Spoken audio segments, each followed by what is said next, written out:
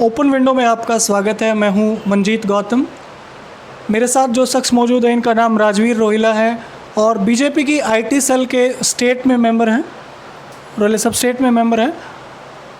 ये आईटी वाले वो लोग होते हैं जो सुबह सुबह व्हाट्सएप में आपको मीम्स भेजते हैं, आपके दिन की शुरुआत करवाते हैं और सरकार की जो पॉलिसियाँ होती हैं उनको आप तक पहुंचाते हैं।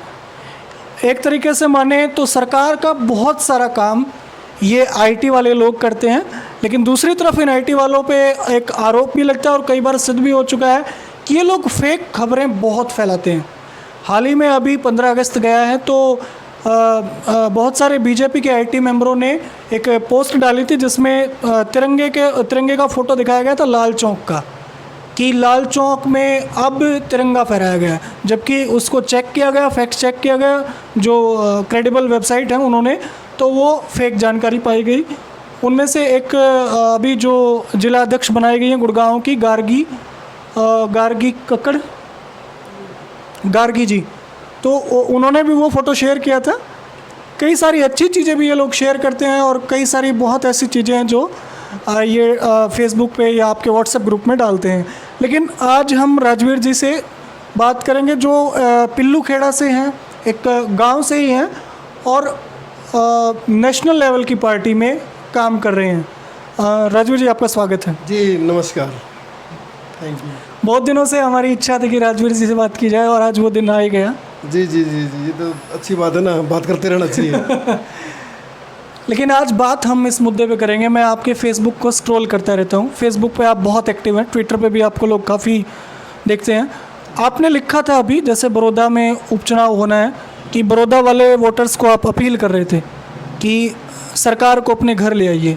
जींद में भी उपचुनाव हुआ था, वहाँ भी सरकार को घर में ले आए थे, लेकिन जींद के हालात तो नहीं सुधरे।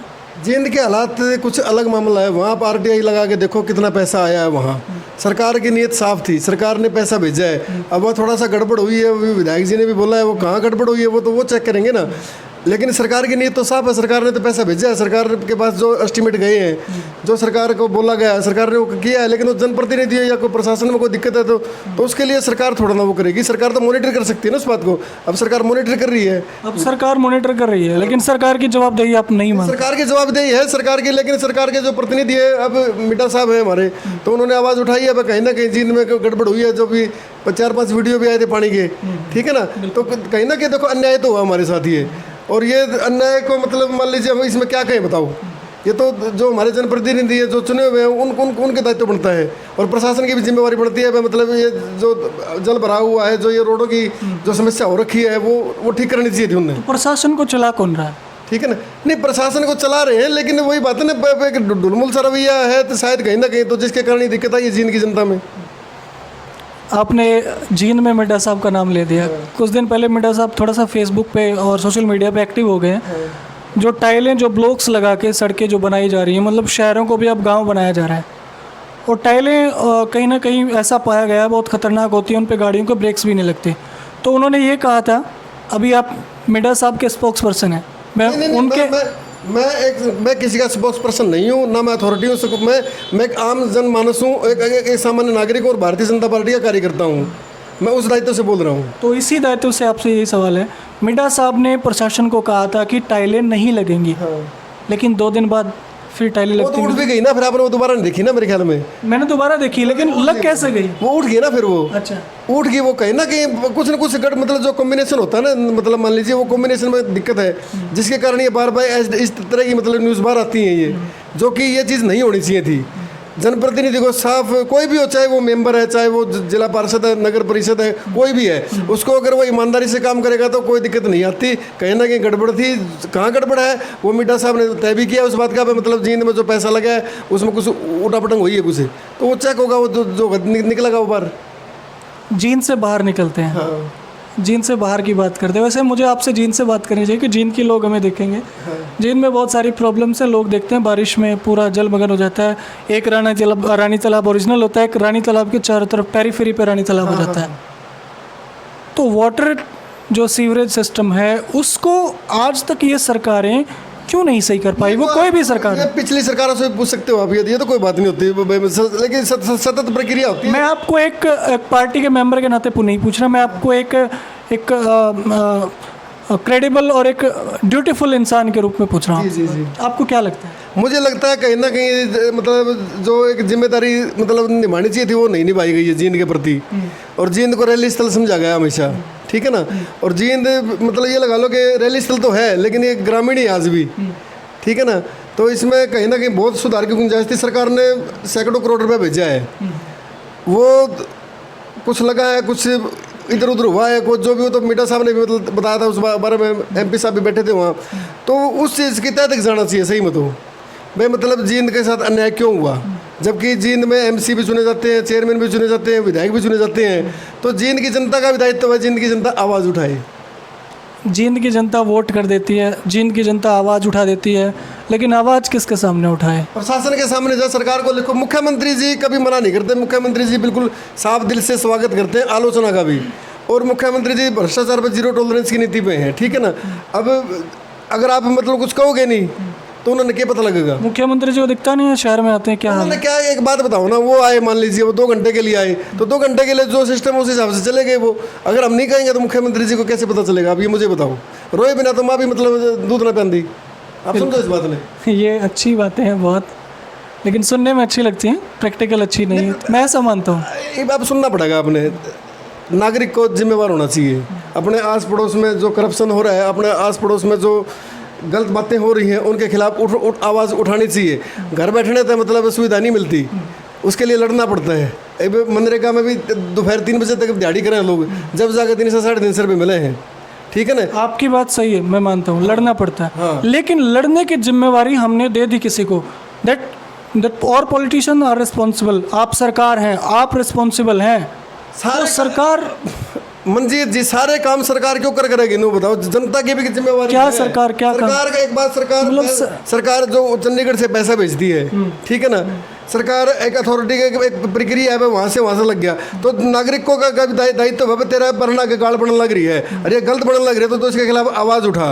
और आप चुप हो जाओ, वहाँ क्यों चुप हो? ये हमारी भी कमी है, ठीक है ना। जब मान लीजिए भाई रोड बनने लग रहा है, कोई ब्लॉक लगने लग रहे थे, तो जनता ने आवाज़ उठानी चाहिए, भाई ये चीज़ गलत है।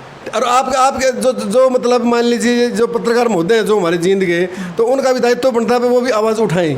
वो उठाते हैं, अखबारों में आती रहती है। अखबारों में फ्रंट पेज पे रोज जींद की प्रॉब्लम्स छपती हैं। मैं को राजनीति को घनी बड़ी नूना मंदा भाई सब कुछ इन्हें का सारा चल रहा है, कुछ नहीं चल रहा है। जनता जनार्दन है, जनता भगवान है।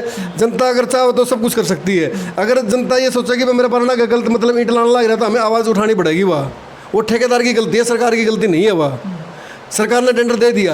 क्या जनता के लिए इतना आसान है किसी के खिलाफ आवाज़ उठाना? बिल्कुल आसान है, बिल्कुल लगता है आपको? मैं बिल्कुल आवाज़ उठाता हूँ, मैं हर तरह से आवाज़ उठाता हूँ। आप उठाते हैं, लेकिन आम जनता जो मैं भी अपनी रोजी रोटी में, मेरे कौन सा आप खास हैं, आप IT स्टेट मेंबर हैं। नहीं, मेरे कौन सा 5 स्टार लग रही है, मैं भी आम आदमी हूँ। मैं आप IT के स्टेट मेंबर हैं, आप लोगों के व्हाट्सएप ग्रुप्स में मीम्स भेजते हैं। वो जागरूकता यहाँ से आती है, मतलब यहाँ से जी, यहाँ से आती है जागरूकता। मैं मेरे सामने गलत नहीं होना चाहिए। और हर नागरिक ऐसे सोच लेगा ना, तो किसी भी कोई जनप्रतिनिधि चाहे प्रशासन कोई भी हो, किसी की हिम्मत नहीं है वो गलत काम कर दे।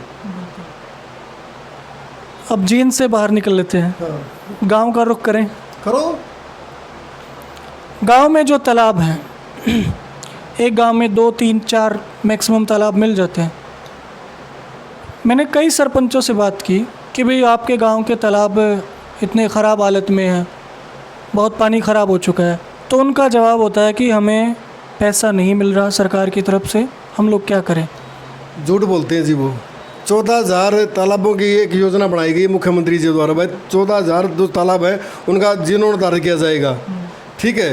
अगर आप वही बात फिर आ जाती है, मैं जो कहता हूँ, अगर वो बना के देंगे ना, हमारा तालाब ख़राब है, हमारे तालाब का हमने मतलब जीर्णोद्धार करना है, पानी डालना है, सरकार रुपये देवे है जी। सरकार की जल शक्ति मंत्रालय बनाया सरकार ने, हर घर को साफ पानी पहुँचाना है। तो तालाब में भी साफ पानी पहुँचाने की जिम्मेवारी सरकार की है। सरकार के जो प्रतिनिधि है, मान लीजिए जो सरपंच है, मेंबर है, या कोई मतलब मान लीजिए वो ब्लॉक समिति है या कोई जिला परिषद है, तो उनका दायित्व बनता है बच्ची हमरो अपना ऑर्डर तो सफाई कर लो, ठीक है। अगर वो न्यू सोचे मतलब मान ले हमने मतलब न्यू कफ्फे मार देगी तो वह चीज़ होंगी को नहीं, लेकिन व्यवहारी बात हुए सारी। सरकार ने 14,000 की लिस्ट मांग रखी है और शायद लिस्ट मतलब सरकार के पास हो भी की, क्योंकि मैं कुछ ज़्यादा मेरा सरकार में तो इन्वॉल्वमेंट है नहीं मेरा, मैं संगठन का आदमी हूँ, ठीक है ना। तो लेकिन सरकार ने ये कह रखा है भाई हम तालाबों को संरक्षण देंगे, जल बचाएंगे, ठीक है ना। तो ये जो हमारे मतलब कुछ मतलब जो हमारे सरपंच हैं उन्होंने ये चीज़ें का लाभ उठाया भी है। इस मुद्दे में मैं आपकी बात कहता हूँ। तालाब जो है ना, एक गांव की नींव होती है, एक गांव की रीढ़ की हड्डी होती है तालाब। तो तालाब का संरक्षण तो सरपंचों को भी खुद भी करना चाहिए, गांव वाले लोगों को भी करना चाहिए। एक उदाहरण मैं आपको बता देता हूँ, से डिस्कस कर रहे हैं। एक गांव में एक मंदिर बनाने के लिए 40 लाख रुपए खर्च कर दिए गए। उसके 3 तालाबों की हालत इतनी ख़राब है कि भैंस अगर पानी में जाती है तो उनको खुजली हो जाती है। ये बिल्कुल क्या होगा जी, मैं मतलब देखो आप उन बातों में पढ़ देखो नहीं, ठीक है ना। हमारा काम तो मतलब मान लो बेसिक काम या मंदिर वाला जो है वो एक अलग विषय है, उसमें मेरा कोई मतलब इन्वॉल्वमेंट नहीं है। मेरा बेसिक विषय है मतलब हमारे जो जानवर हैं, जो हमारे पशु हैं, जो दुधारू पशु हमारे कीमती पशु, एक 1.5-2 लाख की भैंस हो रही है आज, ठीक है ना। तो उनके लिए साफ पानी की व्यवस्था हो, साफ पानी की व्यवस्था के लिए सरकार ने प्रबंध किए हैं। जो ये हमारे सरपंच है, साहिबान हैं या जो हमारे ब्लॉक समिति मेंबर्स हैं, इनको मतलब आगे आना पड़ेगा, इनको अपनी लिस्ट बना के देनी पड़ेगी, जहाँ उनके एस्टिमेट बनते हैं, जहाँ उनका मतलब एक व्यवस्था बनती है, पूरा एक सिस्टम है इसका तालाबों का। तो मैं आपकी बात से मतलब सहमत हूँ, तालाबों की हालत ख़राब है, लेकिन उनकी हालत क्यों ख़राब है, हमारे जनप्रतिनिधियों को आगे आना चाहिए उसके बारे में। आप पिल्लू खेड़ा से हैं, पिल्लू खेड़ा में किसी भी रास्ते से एंट्री कर लीजिए आप, इतने बड़े बड़े गड्ढे हैं। शहीद सौरभ गर्भ जो मार्ग है जो सफ़ीदो रोड से जुड़ता है, उसमें इतने बड़े बड़े गड्ढे हैं। क्या आप लोग जो बीजेपी के कार्यकर्ता, एक्टिव कार्यकर्ता हैं, आपको नहीं दिखते? आप अपने प्रतिनिधि से नहीं पूछते जाके? ये जो अभी आप पिल्लू खड़ा से कड़वा गए हो ना, ये इसका मतलब पूर्ण उधार जो हमने करवाया, इसका बार बार शिकायत करके बार बार प्रशासन को लिख के जो ये कड़वा की तरफ जाते हैं, ठीक है ना। नंबर 2 सौरभ गर्ग मार्ग वाला ये अभी खराब हुआ है, ये बारिश में अभी नहीं सर, ये नहीं पिछले 1 साल से देख रहा हूं। 1.5-2 महीने से वो जो स्कूल के पास है थोड़ा सा, वो तो स्कूल वाला ने सोच लेना चाहिए मतलब पंचर मतलब मान लीजिए तसड़े गिर दे उसमें, मतलब आपदा में अवसर खोज रहे हैं आप। नहीं पंचर तसड़े गिर दे उसमें क्या बात होगी, नहीं बताओ। मतलब जब अपन उस रास्ते पर चलना है, मान लीजिए जो स्कूल में मतलब मान लीजिए उसके बाद व्यवस्था है, तो एक ट्राली स्कूल के सामने नहीं है सर, और भी बहुत जगह गड्ढे हैं। और कहाँ बताओ मेरे को आप? बहुत। आप मौके पे चलिए, स्कूल के सामने मैंने देखे हैं, मौके पे चलिए, मैंने देखा स्कूल के सामने। मौके पे चलिए आप मेरे साथ। आप कह लो उस बात का मतलब थोड़ा ना कि मैं मतलब क्यों नहीं है, मतलब तो है, क्योंकि मैं भी उसी रास्ते जाता हूँ ना जी। मतलब है उस बात का। ना ये तो आप चलो आप नहीं मान रहे, अक्सर आप लोग मानते नहीं हैं। एक बड़ा मुद्दा है, पूरे देश में चला हुआ है। कोरोना काल में मोदी सरकार ने कृषि के लिए, किसानों के लिए 3 नए कानून पास कर दिए हैं। राष्ट्रपति की मंजूरी मिल गई है, संसद खुली नहीं, कोई चर्चा बहस उन पे हुई नहीं। जबकि किसान हरियाणा पंजाब के जुलाई से उन पे बड़े बड़े आंदोलन कर रहे हैं, उन अध्यादेशों के ख़िलाफ़ हैं। उनका ये कहना है कि ये किसानों को बर्बाद करने की मोदी सरकार ने 3 अध्यादेश लेकर आए हैं। 3 अध्यादेश मैं आपको पता भी होगा, वैसे ब्रीफ कर देता हूँ मोटी मोटी। एक तो जो काला बाजारी का एक्ट है जो 1955 में बना था, जो वो एक्ट कि भी काला बाजारी नहीं होगी, चीज़ों की रोको इनको। एक MSP आप जो आपकी फसल है वो प्राइवेट कंपनियां लेंगी। एक आपकी जो खेती है उनको प्राइवेट कंपनियां आपसे करवाएंगी। ये बहुत संवेदनशील मुद्दा है किसान का जी, और अपना किसान के साथ है, ठीक है। लेकिन हमें समझना चाहिए भाई मतलब हमें जो पारंपरिक खेती करते हैं ना, हमें उससे आगे बढ़ना पड़ेगा, क्योंकि हमारे खर्चे बढ़ चुके हैं। एक घर में 5-5 मोबाइल हैं। 1.5 किला जमींदार भैया ही बाढ़ देखा है। 1.5 किला का जो जमींदार है ना, सोचा मतलब मेरा भैया ला जाए जीरी जारी। अब जीरी का तो एक निश्चित आय आनी है, नेचुरल बात है भाई, मतलब 20 क्विंटल हो जाएगी, 30 क्विंटल हो जाएगी, ठीक है। लेकिन कहीं ना कहीं हमने मतलब उन चीज़ों से हमने मुख मोड़ लिया भाई, हमें एग्रेसिव किसान की भूमिका में आना पड़ेगा प्रोफेशनली। अच्छा, हमारी जैसे पहले जो थी, जो हमारी मतलब बड़ी हार दी 20-20, 30-30, 55 किला की हार दी। ये घर में जो बंटवारे होते होते 1-1.5 किला के आगे मतलब मोस्टली रह रहा है, एक आधा तो बड़ा भी रह रहा होगा मेरे ख्याल में, तो ठीक है ना। तो कहीं ना कहीं ये जो चीज़ें मतलब मान लीजिए अध्यादेश की बात कर लो आप इसमें, तो अध्यादेश की बात ये है कि जी मतलब MSP का कोई इसमें रोल नहीं है, MSP कम होगा ज़्यादा होगा, MSP फिक्स है। लेकिन सरकार लिख नहीं रही ना, MSP लिखा हुआ नहीं है। MSP मैंने पढ़ा है जी, कमाल है, उसमें लिखा नहीं हुआ, पढ़ा है सर, मैंने पढ़ के मैं आपको जवाब दे रहा हूँ। मैं उसमें लिखा है कि MSP से कम नहीं मिलेगा, MSP से कम नहीं बिकेगा। उससे ज़्यादा आप अगर बाहर मार्केट में बेचना चाहोगे, मान लीजिए आपकी कोई APMC को बर्बाद कर रहे हैं। नहीं, कोई ऐसा है ना जी, जो आड़त की दुकान है ना, 80% किसान नहीं है उसमें, जो वैश्य समाज था तो बाइंड अप कर चुका है यहाँ से। मेरे यहाँ 183 दुकान है मतलब पिल्लू खड़ा मंडी में, हद मार का 20-22 मतलब जो वैश्य समाज के होंगे, बाकी सारे जमींदार भाई आपस में, ठीक है ना। तो विरोध का मुझे नहीं लगता कोई, ठीक है, हो सकता है कोई संशोधन करना पड़े, सरकार तैयार भी हो जाएगी संशोधन खातिर, लेकिन बड़े जो किसान नेता है ना, उनका यही आरोप है, सरकार को क्या जल्दी थी इतनी? पैसा भी कोरोना काल चल रहा है, आप बिना चर्चा किए, बिना संसद में उसको लाए, राष्ट्रपति की मंजूरी लेके आप उसको डाल रहे हैं। ये आज का वो थोड़ा ना था, मोदी जी ने पहले बोला है मतलब 2022 से पहले मतलब आय दुगनी करने का हम व्यवस्था बनाएंगे। तो आय की व्यवस्था कैसे बनेगी? 10 रुपये फालतू मिलेंगे किसान ने। अब हमारे मतलब मान लीजिए जितना मुआवजा हमने बांटा है, मतलब हरियाणा सरकार ने बांटा है, तो किसी ने नहीं बांटा था आज तक। आप उन पर बात नहीं करोगे? मतलब मान लीजिए जो हमने किया किसानों के लिए, अंतिम टेल तक पानी पहुंचाया, उसको बात नहीं करोगे? उन पे बात करना आपकी जिम्मेवारी है, आप लोगों के व्हाट्सएप ग्रुप्स में पहुंचाइए, आप लोगों के व्हाट्सएप में नहीं, उनकी जिम्मेवारी आपकी, बात नहीं करोगे आप? मतलब मान लीजिए उनकी जिम्मेवारी आपकी है सर, मैं आपको पीआर तो हूँ नहीं। नहीं, मैं पीआर की बात ही नहीं कर रहा आपने, लेकिन कहीं ना कहीं सरकार ने जो अच्छा किया वो भी नजर आना चाहिए ना, एक सच्चाई है ये। अब जो एमएसपी की बात है ना, एमएसपी फिक्स है, एमएसपी कोई ऐसा, ये किसानों का डर है। रियली किसान जो रैली करके, हड़ताल करके, आंदोलन करके कह रहे हैं कि जो 1955 में एक एक्ट बना था, एसेंशियल गुड्स एक्ट, जो कि भी जो ज़रूरी चीज़ें हैं उनकी कालाबाजारी नहीं कर सकते, लेकिन सरकार ने अब कह दिया कि आप लोग स्टोर कर सकते हैं। 85% लघु किसान है, छोटे किसान हैं, वो लोग अपनी फसलों को कहाँ स्टोर करेंगे? आपकी बात बहुत बढ़िया है। इसमें बहुत बड़ी बड़ी प्राइवेट कंपनियों वाले, उनके कोल्ड स्टोर हैं, वो उनको स्टोर करेंगे, ऐसा किसान आरोप लगा रहे हैं। ये बात तो वो फिर उन चीज़ों को महंगे दामों पे बेच देंगे। ये आपकी बात मतलब जो भंडारण की बात है ना, तो सरकार ने इस बारे में सोच रखा है, सरकार ने एक बजट दे रखा है सरकार ने। आप उस एक्ट को पढ़ो एक बार, और हरियाणा सरकार की पॉलिसी पढ़ो।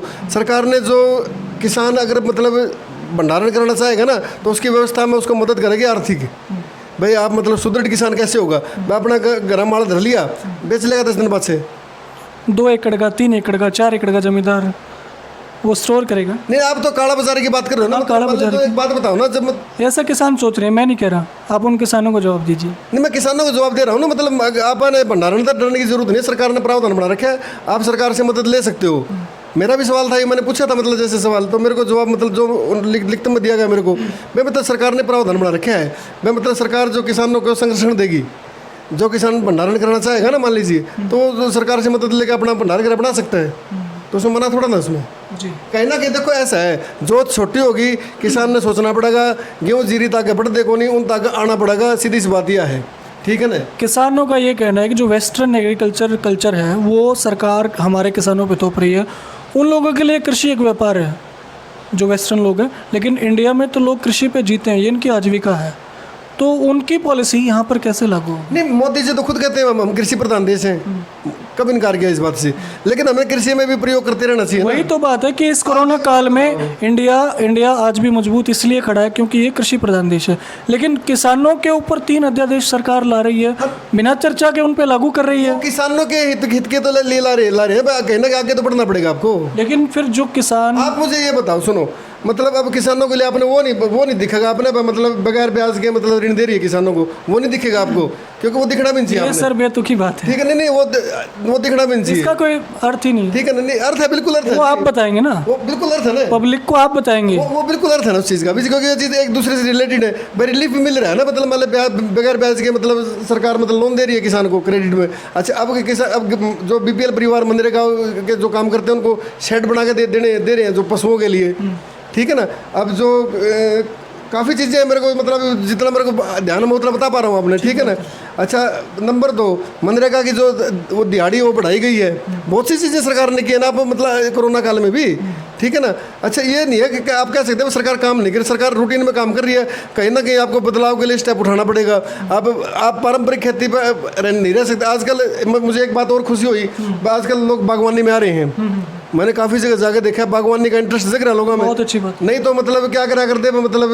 अच्छा, नंबर 2, बहुत से किसान अपनी फसल खुद बेच रहे हैं। आप ये देखो, उनके अमरूद की बात ले लेते हो, आप नॉर्मल बात लियो, आप बाजार में आप मंडी में बेचने जाओगे 15 रुपये, 20 रुपये, 10 रुपये किलो बिकेंगे उड़ जाके। ये बड़ा 50 रुपये किलो बेचा, अगला 20 किलो बेचे 1000 का गोज में, ठीक है। घनी जरूरत नहीं मतलब बढ़ के लेने की, 20 किलो लिया, 20 किलो बेच दिया 1000 रुपये गोज में, मिनिमम 30,000 रुपये आ गई, 2 घंटा काम है सारा, ठीक है। ये कहीं ना कहीं हमें जो है ना आपदा में अवसर ढूंढने पड़ेंगे, विकल्प है ना। खेती एक हमारा जीविका है, लेकिन हम इसे मतलब नेसेसरी नहीं कर सकते भाई खेती से, क्योंकि हमें खेती में भी मतलब हमें वो प्रयोग करने चाहिए, ठीक है। जितनी हमारी मतलब जोत है मान लीजिए, तो उसमें हमें प्रयोग करने चाहिए। जी, शुक्रिया हमसे बात करने के लिए। ये राजवीर रोहिला जी थे, Haryana BJP IT state member थे IT सेल के, और बहुत एक्टिव हैं फेसबुक पे भी, ट्विटर पे भी, और इस तरह की और सारे मुद्दों पे हम इनके साथ बातचीत करते रहेंगे। आज हमारा पहला इनके साथ ये बातचीत थी, बहुत अच्छी रही, अच्छा लगा sir, thank you. Thank you. और इस तरह की और सारी वीडियो देखने के लिए, इस तरह के अजब गजब लोगों से मिलने के लिए चैनल को सब्सक्राइब करें, लाइक करें, वीडियो को शेयर करें। नमस्कार।